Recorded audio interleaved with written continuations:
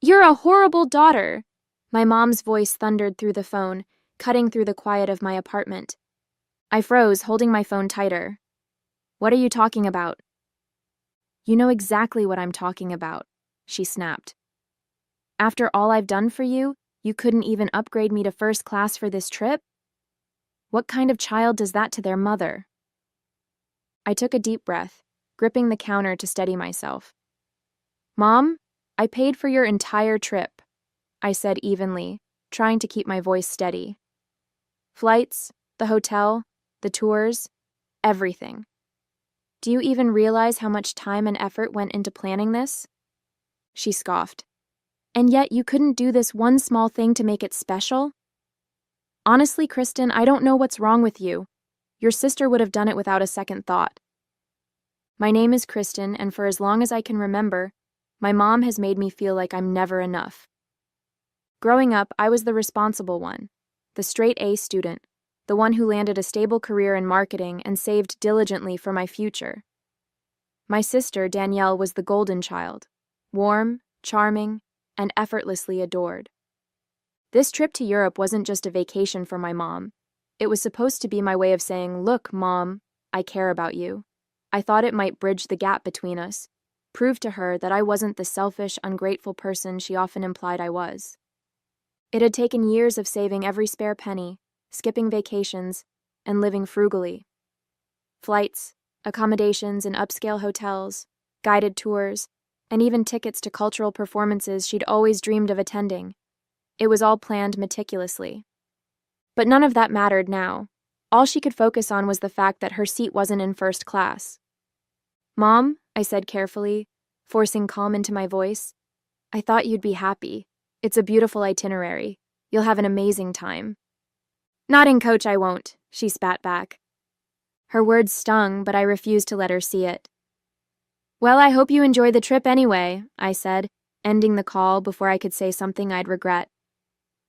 Later that day, as I pulled up to the airport to drop her off, her parting words cut deep. Maybe if you ever grow up, you'll figure out how to treat people properly, she said, striding into the terminal without so much as a glance back. Driving home, her words echoed in my mind, sharp and cutting. But by the time I parked, something shifted inside me. If she thought I was a horrible daughter, maybe it was time for her to understand just how wrong she was. When I walked back into my apartment, her words kept replaying in my mind. Maybe if you ever grow up? I dropped my bag by the door and sank onto the couch, staring blankly at the wall. A lump formed in my throat, but I forced myself to swallow it down. I wasn't going to cry, not over this. I'd worked so hard to make this trip perfect. I had spent years skipping vacations, declining nights out with friends, and picking up extra work just to save enough. I wanted to give her something special, a way to experience the world beyond her small, predictable routine. I thought it might make her happy, maybe even proud of me. Instead, she had called me selfish, embarrassed me, and stormed into the airport without a word of thanks. This wasn't new. For as long as I could remember, my mom had a way of turning everything into a critique of my shortcomings. When I aced a test, she'd ask why it wasn't perfect. If I got a promotion, she'd find a way to say Danielle could have done it faster. And Danielle. Of course, Danielle was always the one who could do no wrong. She didn't have a steady job. She didn't contribute financially. But somehow, she was the golden child, the one who could make time to be around, while I was the one stuck playing catch-up. But this trip? This was supposed to be different. It was supposed to be the gesture that said, "Look, Mom, I care. Look how much I've sacrificed for you." Instead, it had become another way for her to belittle me. I opened my laptop, pulling up the confirmation email for her flights. 2 economy class tickets, round trip. Carefully chosen to be as comfortable as possible without breaking the bank. The thought of canceling the whole trip crossed my mind for a moment, but I couldn't.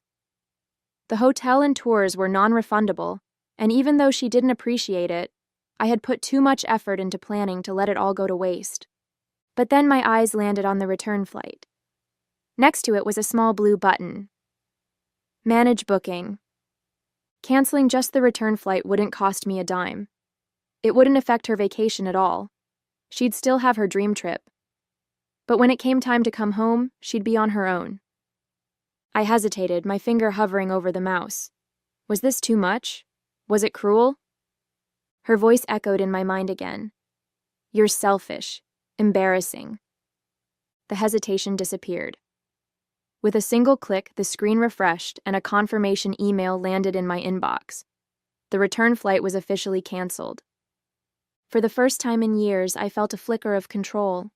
The next few days passed in a blur, but not without constant reminders of the trip I had so painstakingly planned. My mom didn't call me after she landed. I wasn't surprised. Instead, she took to social media, flooding her account with posts about her incredible European adventure. The first post showed her standing outside the airport in Paris, a wide smile plastered across her face. Living the dream, tagging everyone to see. I rolled my eyes, setting my phone down on the counter. She continued to post throughout the trip, pictures of the elegant hotel lobby, the picturesque views of Parisian streets, the gourmet meals she'd clearly made a show of photographing before eating. Her captions oozed gratitude, but I knew better.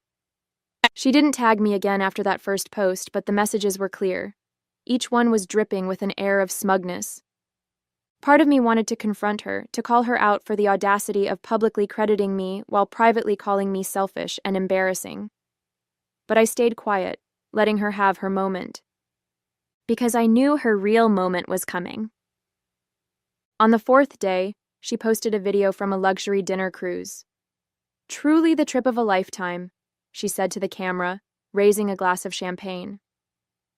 By this point, I wasn't checking her updates out of curiosity but anticipation. Every photo and post felt like another piece of the puzzle falling into place. She had no idea what was waiting for her. I couldn't help but wonder what she'd think when she realized her return flight was gone. Would she assume it was a mistake? Would she lash out at the airline staff or try to guilt-trip me the moment she found out? Either way, it didn't matter. She'd have to deal with it herself. The night before her scheduled return, I got a text from my sister, Danielle. Mom's been texting me nonstop about how amazing the trip is, she wrote. She said you helped her with it. I stared at the message, debating whether to respond. Danielle had no idea about the canceled flight, or the years of frustration and hurt that had led to it. To her, everything looked perfect. Glad she's enjoying herself, I finally typed back. It wasn't a lie. I was glad she was enjoying the trip, but what I was really looking forward to was the reckoning waiting for her at the airport. For once, she was going to feel the weight of her entitlement. And maybe, just maybe, she'd realize how much her words and actions had cost her. The day of her return flight finally arrived. I had been carrying an odd mix of nerves and anticipation all morning, knowing this was the moment everything would unravel. Around noon, my phone buzzed. Her name lit up the screen and I took a deep breath before answering. Hi, Mom. Kristen, she hissed, her voice sharp and panicked. Why is my flight canceled? I almost smiled at how quickly she got to the point. What do you mean? I asked, feigning confusion. You know exactly what I mean, she snapped. I just tried to check in and the airline said my ticket has been canceled. What's going on? Oh, that, I said, keeping my tone casual. Yeah, I canceled it. Her sharp intake of breath was almost satisfying. You canceled it? Why would you do that? Because, Mom, I began, keeping my voice calm and measured. I wanted you to understand what it feels like to be left hanging. After all, you were pretty clear about how you feel about me as a daughter. What are you talking about? She demanded, though her voice had softened slightly. You called me a horrible daughter, I reminded her. After everything I did for you, after I spent years saving for this trip and planning every detail to make it special for you, and instead of saying thank you, you insulted me. There was a long pause on her end. Then she sighed, exasperated. Kristen, you're overreacting. You know I didn't mean it like that. You didn't mean it? I repeated, my voice firmer now. You said it. And you've said things like that my entire life. I've always bent over backward to make you happy, and all you ever do is criticize me. So no, Mom, I'm not overreacting, I'm done. Done? She echoed, her voice rising again. What does that even mean? You're just going to leave me stranded here? You're not stranded, I said matter-of-factly. You have options. You can book another flight. Or maybe Danielle can help you. Either way, this isn't my problem anymore. Her tone shifted quickly from anger to desperation. Kristen, please, I don't have the money for another ticket. I can't believe you do this to me. I'm your mother. I let her words hang in the air for a moment before responding. Figure it out, Mom. You've always told me to grow up and take responsibility for myself. Now it's your turn. Before she could say anything else, I ended the call and set the phone down. My heart was pounding, but there was a quiet satisfaction brewing underneath the nerves. I wasn't bending to her will anymore.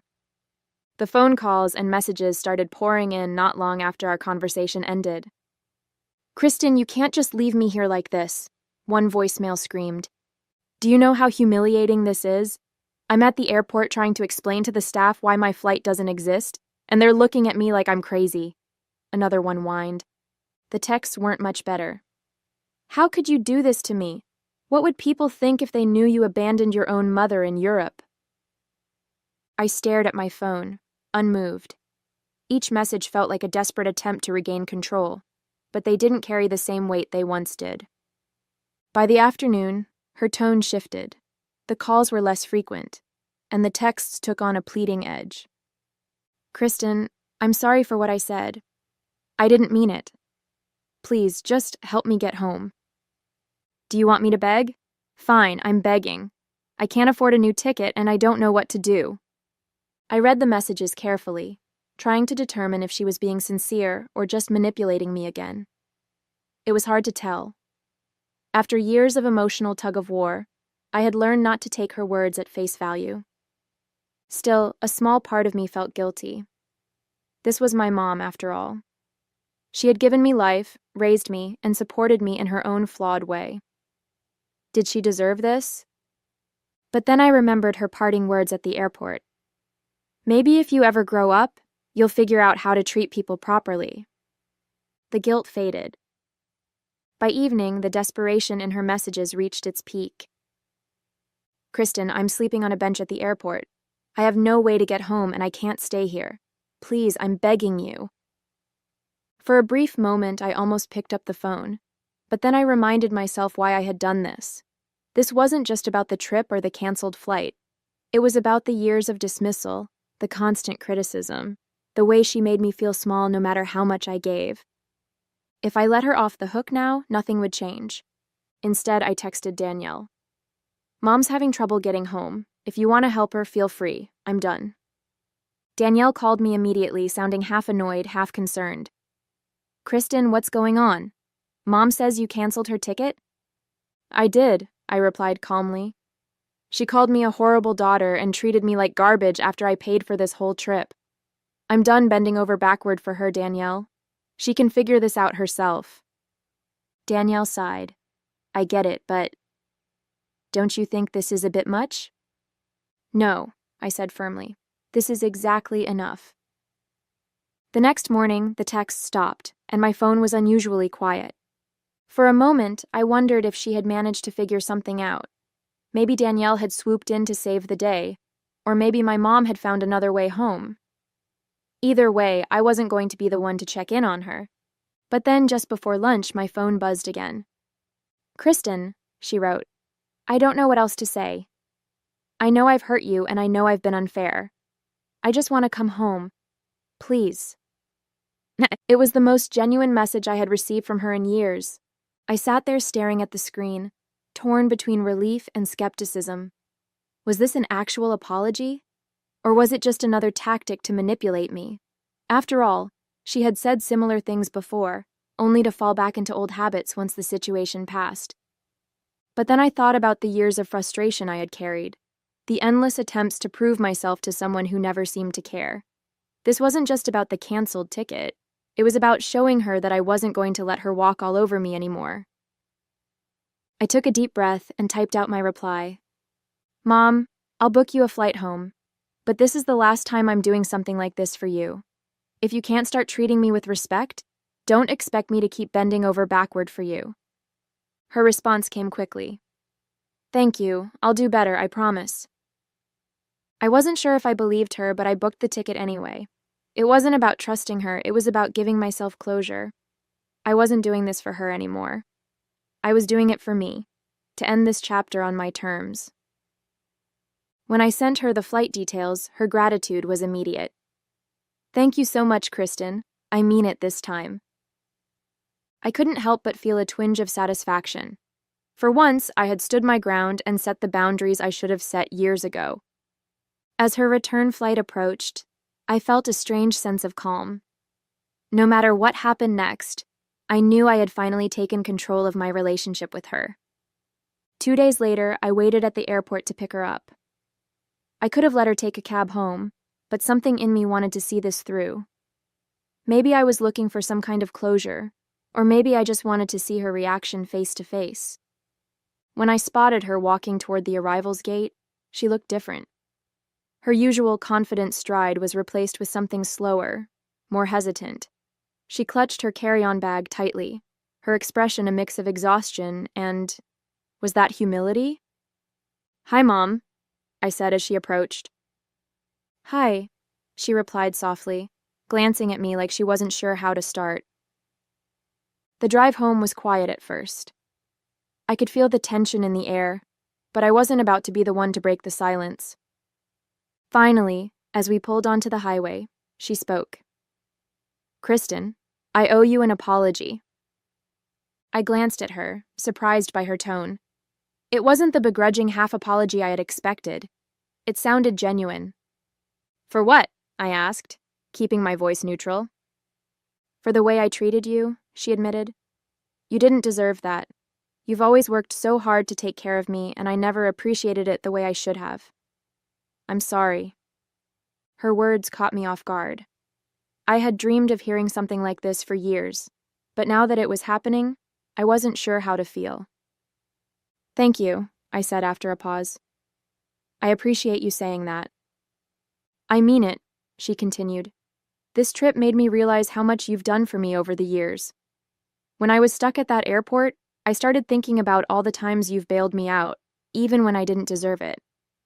And then I realized you were right to cancel that ticket. I needed to see what it was like to fend for myself. I wasn't sure what to say. Part of me wanted to believe her, but another part of me worried this was just a temporary change, a momentary blip before she returned to her old ways. I'm glad you see that now, I said finally. She nodded, looking out the window. I know I can't undo the past, but I want to try to be better, for you. When we got to her house, she hesitated before getting out of the car.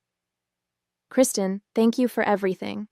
For the trip, for the flight home, and for putting up with me all these years. I know I haven't made it easy. I nodded. You're welcome, Mom. But from now on, things have to be different. I'm not going to keep letting you treat me the way you have in the past.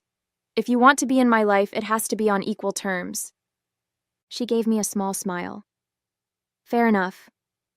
As I drove away, I felt a weight lift off my shoulders. I felt like I had taken control of my relationship with her, not out of spite, but out of self-respect. Maybe she would change, and maybe she wouldn't. But either way, I knew I had finally set the boundaries I needed to protect myself. And for now, that was enough. The days after her return felt oddly quiet. For years, my relationship with my mom had been a constant source of stress, a series of battles where I always ended up feeling defeated. But now, there was a sense of finality, like I had finally closed a door I should have shut long ago. Still, I couldn't shake the mix of emotions swirling inside me. On one hand, I felt relief, even pride, for standing up for myself. On the other hand, I wasn't entirely sure what came next. Would my mom really change? Or would this just be another cycle, where she made temporary promises only to slip back into old habits? She called me a week later. "Hi, Kristen," she said hesitantly, her voice unusually soft. "How are you?" "I'm fine," I replied, unsure of where this was going. "I just wanted to check in," she said. "I've been thinking a lot about our conversation, about what you said in the car." I didn't say anything, letting her fill the silence. "I know I've taken you for granted," she continued, "and I know it's going to take time to fix things between us. But I want you to know that I'm serious about trying." Her words sounded genuine, but I had learned to temper my expectations. "I hope so, Mom," I said, because I meant what I said. I'm not going to keep bending over backward for someone who doesn't appreciate me. "I understand," she said quietly. The next few months were a strange adjustment. My mom didn't call as often, and when she did, our conversations were more measured, even pleasant. There were no more passive-aggressive comments or guilt-laden requests. It wasn't perfect. There were moments when I caught glimpses of her old behavior, a snide remark here, a pointed comment there. But each time I held my ground, calmly reminding her of the boundaries I had set. To my surprise, she started catching herself. "Sorry," she'd say, almost embarrassed. "I didn't mean that." It was a small change, but it felt significant. Meanwhile, I began to focus more on myself. For years, so much of my energy had gone into trying to win her approval, to prove that I was enough. But now I realized I didn't need her validation. I started taking better care of myself, both physically and emotionally. I reconnected with friends I had neglected, pursued hobbies I'd always put off, and even started planning a vacation for myself. A real vacation, not one that revolved around pleasing someone else. I also spent more time with my sister, Danielle. She had always been close to my mom, but now she seemed to understand my side of things better. "I think you did the right thing," she told me one evening over dinner. "Mom needed that wake-up call, and honestly, I think it's made her a better person." The next time my mom called, it wasn't to ask for anything. "I just wanted to say thank you," she said, "for everything you've done for me. I know I haven't said it enough." Her words caught me off guard, but they felt different this time. Less performative, more heartfelt. "You're welcome, Mom," I said, smiling. Our conversation ended without tension or resentment. It wasn't a perfect relationship, and I knew it never would be. But it was a start. I felt like we were moving forward. Not because I had bent to her will, but because I had finally learned to stand up for myself. The weeks after my mom's return marked a turning point, not just in our relationship, but in how I saw myself. For so long, I had tied my worth to her approval, bending over backward to please her, hoping that one day she'd see how much I cared. But now I realized something important. I didn't need her validation to feel whole. Setting boundaries wasn't just about protecting myself from her, it was about reclaiming my sense of self-worth. Our relationship wasn't perfect, but it was different. My mom was trying, in her own way. The sharp edges of her personality were still there, but they didn't cut as deep. She thought twice before making a comment, catching herself more often than not. And I was stronger. When she made a snide remark about my new haircut during one of our weekly calls, I didn't let it slide. "I like it," I told her calmly, "and that's what matters." She paused, then let out a small laugh. "I guess it does." It wasn't much, but it was progress. More importantly, I stopped letting her opinions define me. I spent more time focusing on my own happiness, reconnecting with old friends, picking up hobbies I'd abandoned, and setting new goals for myself. I felt like I was living my life for me, not for her approval. And in that newfound independence, I found a piece I hadn't realized I was missing. It wasn't about whether or not she changed. It was about the fact that I finally had. A month later, I sat on my balcony with a cup of tea, watching the sun dip below the horizon. Life felt calmer now, less fraught with tension and constant second-guessing. My mom still called me every week, but the tone of our conversations had shifted. She seemed less demanding, more thoughtful. I noticed little changes. She asked about my work, my friends, even my plans for the weekend. For once, it didn't feel like she was just waiting for her turn to talk. It wasn't perfect, but it was progress. One evening, she surprised me with something I never thought I'd hear. You know, Kristen, she said softly, I've been thinking a lot about everything you've done for me. That trip, the way you handled everything. I realize now how much I've taken you for granted over the years. Her words hung in the air, heavy with sincerity. I want you to know I'm trying, she continued. I know I've hurt you, and I can't undo that. But I want us to have a better relationship, if you're willing to give me the chance. I didn't respond right away. Instead, I let the weight of her words settle, wondering if this time they might really mean something. Thanks, Mom, I said finally. I appreciate that. It wasn't the grand apology I'd once dreamed of, but it didn't need to be. I wasn't looking for perfection anymore. I was looking for effort. As I hung up the phone, I realized that while she might never change completely, I had. And that was enough. I didn't need her approval to feel worthy anymore. I had found it in myself.